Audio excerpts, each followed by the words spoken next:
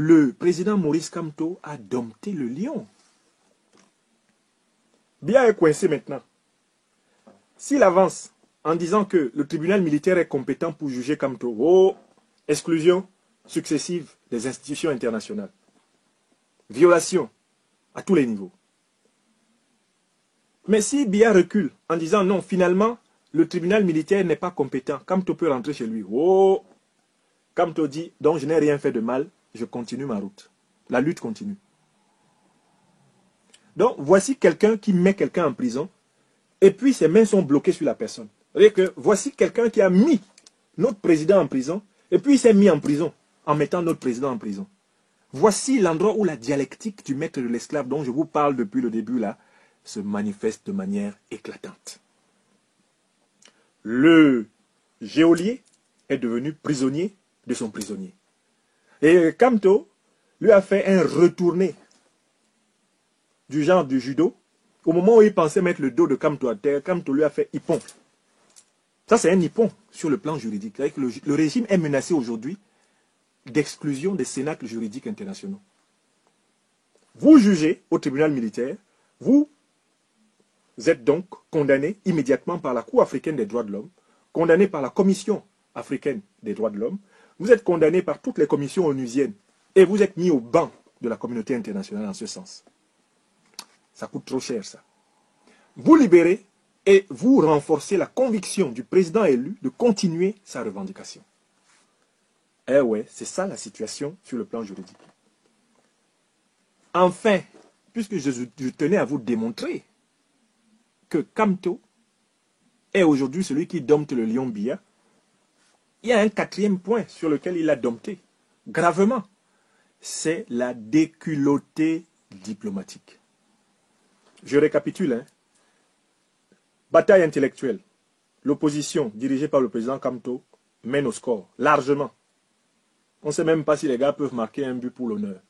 Bataille médiatique. L'opposition, dirigée par le président élu Kamto, mène largement sur tous les médias internationaux. C'est la voix de la résistance qui s'entend. Troisième bataille, bataille juridique. Ouais, si toi-même tu envoies l'enfant lutter, et puis il revient, il n'a même plus de dents dans la bouche, tu sais que l'enfant a rencontré quelqu'un. Bataille maintenant diplomatique. Et ce sera le dernier grand point du domptage de ce lion sauvage qui prend le peuple camerounais pour une jungle et qui se comportait avec le peuple camerounais effectivement comme les lions se comportent dans la jungle. À cause de cette situation, la ligne diplomatique américaine ayant changé, à la fin du mois de février, le président français Emmanuel Macron a été obligé lui-même d'appeler le président Biya à la fin février 2019 pour lui dire attention à la radicalisation de votre position envers l'opposant, professeur Maurice Kamto. Il n'est pas souhaitable que les intentions que vous avez annoncées soient exécutées. Parce que, du point de vue de l'ensemble des hauts responsables politiques de l'Occident, vous êtes allé trop loin. C'est bien la première fois depuis que Macron est au pouvoir que Macron se soit permis d'avoir une position ouvertement critique envers M. Biya. Je vais vous expliquer pourquoi. Mais je voudrais d'abord insister sur le camouflet diplomatique américain. Mais ce camouflet est venu du fait que le président Kamto a veillé à mettre à la disposition de l'ensemble des grandes puissances des informations pertinentes sur les pratiques antidémocratiques, les pratiques barbares de M. Biya. Le professeur Kamto est un habitué du droit international et il sait comment on argumente en droit international. Donc le plaidoyer qu'il a monté est le plus convaincant des plaidoyers que les Américains aient eu à apprécier. Donc aujourd'hui, en réalité, qu'est-ce qui s'est passé? D'abord, il y a eu une mission de Trump pour avertir tous les petits dictateurs africains qu'on est fatigué de les supporter à Washington, parce que ce sont eux qui envoient l'immigration de la misère sur les côtes occidentales en général. Deuxième chose, M. Tibor Nagy, le secrétaire américain chargé de l'Afrique, a pris la parole publiquement pour dire qu'il viendrait au Cameroun demander à M. Biya d'arrêter les massacres en région anglophone et de libérer le chef de l'opposition, le président élu Maurice Kamto. Il l'a dit. Quand il est arrivé au Cameroun, il a rencontré le président Biya en compagnie de l'ambassadeur Barlerin.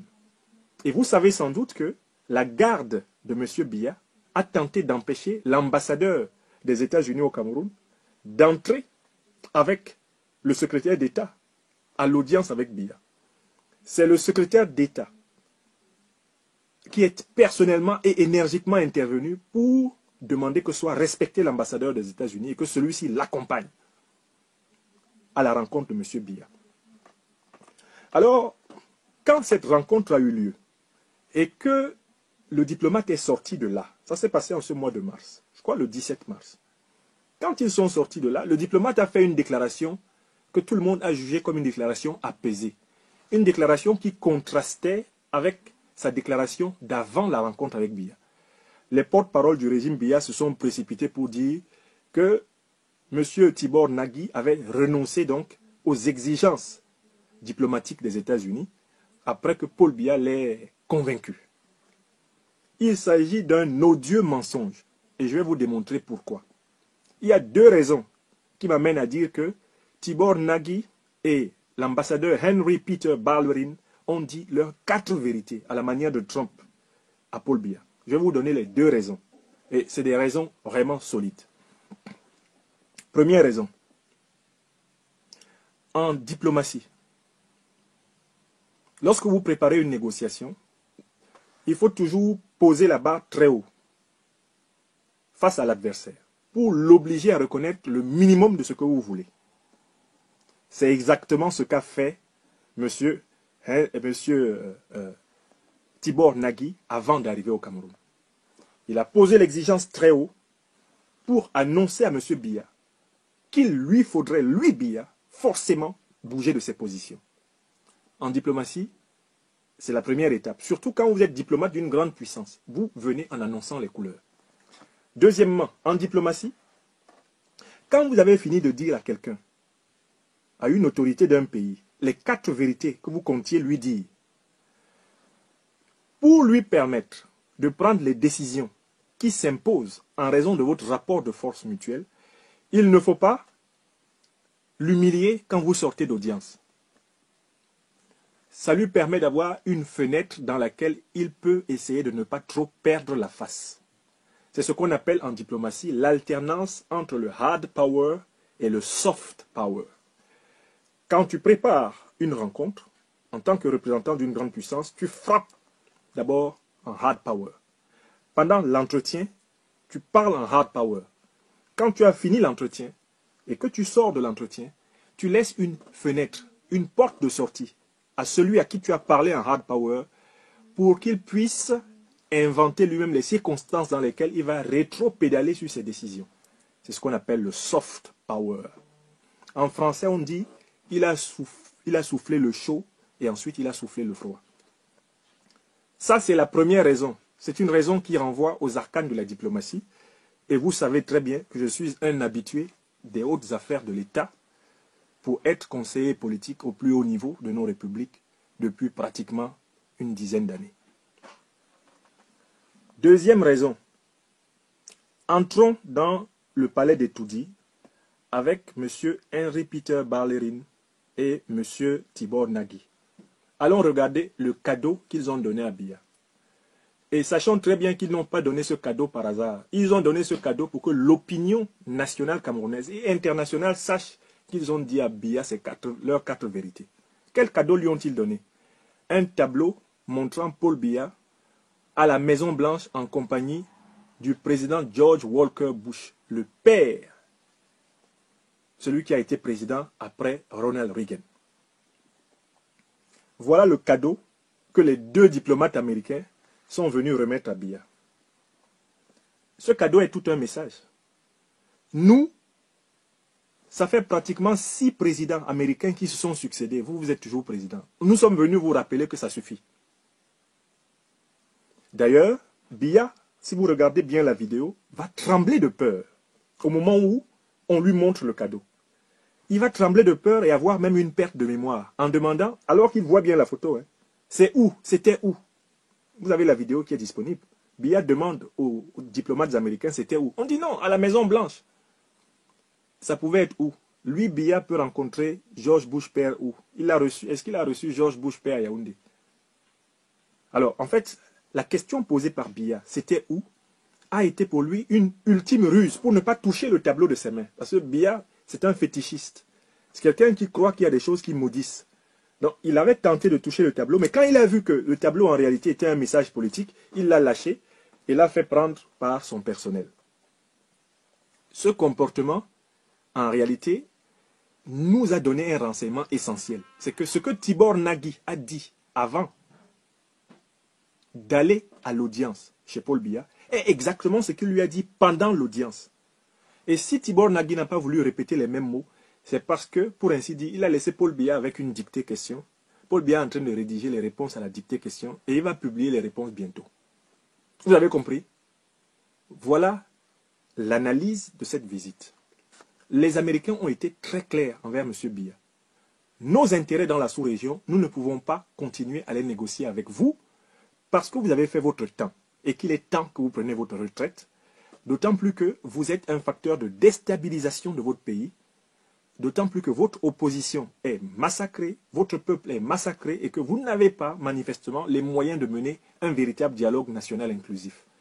Nous vous demandons de prendre votre retraite dans les conditions les plus dignes pour vous, avant qu'il ne soit trop tard. C'est exactement ce qu'ils avaient dit à Mobutu Sese Seko. Donc quand M. Tibor Nagui dit que le président Biya a été très sage, il a été très sage comme un lion dompté. Hein. Il a été très sage comme un animal sauvage qui a été ramené dans sa cage. Un oiseau qui s'envolait et qui a été ramené dans sa cage.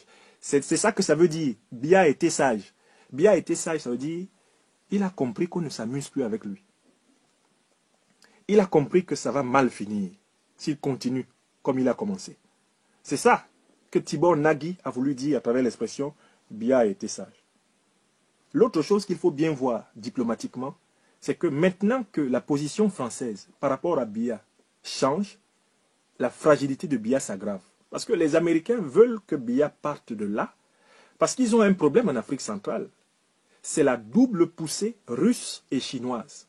Il faut que vous le sachiez. Les Russes se sont installés. Vous avez observé que depuis octobre 2018, Paul Biya n'est plus venu, comme d'habitude, s'asseoir à Genève ou à Baden-Baden, ou n'importe où dans le monde, passer 30 jours, 28 jours, 25 jours. Vous avez observé cela? Vous n'avez pas observé que Paul Biya est assigné à résidence au Cameroun depuis qu'il a emprisonné, depuis que Kamto a démontré la défaite de Biya le 7 octobre 2018 et que le cauchemar de Biya a commencé? Vous n'avez pas observé ça? Vous n'avez pas observé que Biya, depuis octobre 2018, n'a pas cessé d'inventer des complots, des accusations militaires contre le président Kamto? Vous n'avez pas observé cela? Que Biya est sur le pied de guerre contre tout le peuple camerounais? Il était sur le pied de guerre contre une partie du nord du Cameroun, sur le pied de guerre contre le nord-ouest et le sud-ouest du Cameroun. Maintenant, Biya est sur le pied de guerre contre tout le peuple camerounais. Bon, quand vous êtes sur le pied de guerre contre tout un peuple, vous ne pouvez pas vous éloigner. Vous devez être sur le théâtre des opérations pour mener les opérations. Biya est obligé de surveiller ses propres troupes.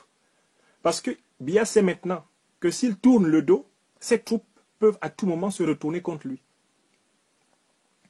Biya sait que le peuple camerounais ne regrettera pas sa chute. C'est la première raison pour laquelle il a du mal maintenant à partir.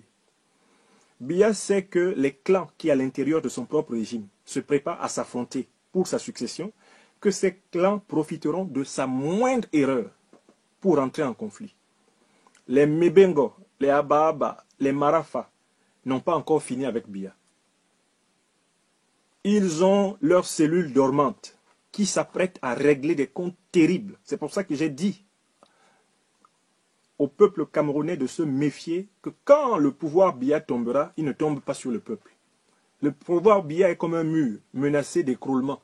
Il faut que le peuple camerounais sache de quel côté se trouver pour que ce mur ne tombe pas sur lui. J'ai utilisé cette métaphore la semaine passée. Paul Biya sait que le président Kamto sait et peut mieux gouverner le Cameroun que lui, et que par conséquent, laisser le président Kamto en prison à Yaoundé et partir rester à Genève, c'est prendre le risque que le peuple camerounais aille chercher son président et le conduise au palais présidentiel. Donc, Biya a maintenant peur de quitter le Cameroun parce qu'il sait que le président élu, Maurice Kamto, est au Cameroun. Si Biya était capable d'exiler le président Maurice Kamto, il le ferait. Le seul problème de Biya maintenant, c'est que le président Kamto est prisonnier au Cameroun. Or, quand un peuple vous reconnaît comme son président, où que vous soyez, vous êtes son président. Hein. Le fauteuil présidentiel, ce n'est pas un objet, c'est une confiance. Le peuple camerounais a confiance au combat que mène le professeur Maurice Kamto. Et où que soit le professeur Maurice Kamto, c'est là-bas que se trouve le président. Non, moi je n'ai pas de problème. Mon président, le président de la République du Cameroun aujourd'hui, pour moi et pour beaucoup de Camerounais, et je crois pour leur écrasante majorité, c'est le président Maurice Kamto.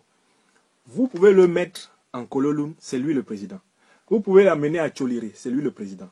Vous pouvez l'amener à Kondengui, c'est lui le président. Vous pouvez l'amener à Newbel, c'est lui le président. Où que vous allez avec lui, dans le Cameroun, c'est lui le président. Biya a un problème. C'est que désormais au Cameroun, quand il part, le Cameroun n'est pas sans président. Parce que quand Biya partait avant, le Cameroun était sans président. Vous comprenez? Maintenant, quand Biya s'en va, mais le président du Cameroun lui-même est là. Parce que quand Biya sort du Cameroun, c'est le président illégitime, illégal, usurpateur. L'homme lion sauvage, c'est lui qui s'en va. Et le président que les Camerounais ont choisi le 7 octobre, lui, il est là. Vous voyez comment la relation là s'est renversée. Il faut que vous compreniez. Hein. Je prends la peine d'expliquer pour que vraiment tout le monde comprenne. Biya a peur de laisser Kamto dans son dos à Yaoundé. Qui plus est, il a pris Kamto pour le mettre en prison dans la capitale du Cameroun. Mais la capitale du Cameroun, est-ce qu'il y a 40 capitales au Cameroun? Ce n'est pas Yaoundé. Je n'ai pas mis je vais à Yaoundé tout à l'heure par hasard quand je commençais cette émission. Je vais à Yaoundé. Kamto est à Yaoundé. Paul Biya aussi à Yaoundé. Quand Paul Biya s'en va, le vrai président reste. C'est vrai ou c'est faux? Quand le faux président vient à Genève, n'est-ce pas que le vrai président est au Cameroun? Quand le faux président va aller au sommet de N'Djamena de la CEMAC, n'est-ce pas que le vrai président est au Cameroun? Quand le faux président va jouer au Songo en Vomeka, n'est-ce pas que le vrai président est au Cameroun? Il faut que vous compreniez que le rapport de force psychologique, mentale, juridique, médiatique, diplomatique a changé. C'est le peuple camerounais qui doit maintenant redoubler d'efforts pour apporter la preuve, non seulement à lui-même, mais également au reste du monde, qu'il croit en une autre manière de le gouverner. Biya sait que comme pour Mobutu, eh bien, la France, les États-Unis, la Grande-Bretagne, l'Allemagne, la Chine le lâcheront à la moindre insurrection populaire généralisée. Je recommence. Biya sait que comme c'est arrivé pour beaucoup d'autres, la France, les États-Unis, la Grande-Bretagne, la Chine, l'Allemagne, tout ce monde-là le lâcheront à la moindre insurrection généralisée. Donc Biya est là, en train de surveiller l'affaire là comme du lait sur le feu. Vous comprenez pourquoi? Il fait étouffer violemment dans l'œuf la moindre protestation. Parce que Biya se dit que ça peut partir à tout moment, par n'importe où. Et le peuple camerounais doit savoir que sa libération va partir par n'importe où. C'est précisément parce que les gens pensent qu'il faut attendre qu'on leur dise faites ceci ou faites cela que Biya peut prévoir, que Biya peut exploiter les failles du réseau d'information de la lutte. Mais si le peuple sait qu'il lui faut récupérer toutes ses libertés sur toute l'étendue du territoire national, de toutes les façons légitimes possibles, Biya va rapidement se retrouver face à une insurrection citoyenne généralisée et ses amis vont le lâcher. C'est pour ça qu'il ne sort plus. Même dans ses rêves, même ses Alan Mimbu, ses marabouts lui ont dit que ça risque d'arriver à tout moment. Voilà pourquoi il ne sort plus. Je continue. Paul Biya sait désormais que les Camerounais pourraient à tout moment, à la manière des Algériens, submerger son appareil sécuritaire et se libérer. Paul Biya sait que ça peut arriver à tout moment. Je suis sûr qu'aujourd'hui, quand les lions, entre guillemets, les lions indomptables jouaient contre les Comores à Yaoundé, Paul Biya tremblait parce que si les Comoriens avaient battu les lions indomptables, la population qui était au stade là, Paul Biya ne sait pas dans quelle direction les gens là pouvaient aller. Donc lui, il ne tremblait pas à cause de l'élimination de la Coupe d'Afrique des Nations. Il s'en fout que les Camerounais soient éliminés de la Coupe d'Afrique des Nations. Mais il tremble à l'idée que toute manifestation populaire au Cameroun se retourne contre lui. Vous comprenez? Bon, il y a une bonne raison qui explique que c'est lui qui devienne l'esclave. Paul Biya est vraiment vieux. J'ai beaucoup de respect pour toutes les personnes âgées, mais le président Biya est vieux. Ce président france-africain, ce néocolon, ce post-colon, il est vraiment vieux. Il est à l'âge où on s'endort même sans s'en rendre compte. Il est à l'âge où on a des trous de mémoire. C'est normal. C'est la logique de la sénilité. Donc Paul Biya ne peut plus être apte au combat politique. Il ne peut plus être celui qui va incarner même la stabilité des intérêts de son propre clan. Voilà pourquoi, si le peuple camerounais ne se révolte pas, qu'est-ce qui va se passer? Si le peuple camerounais ne se révolte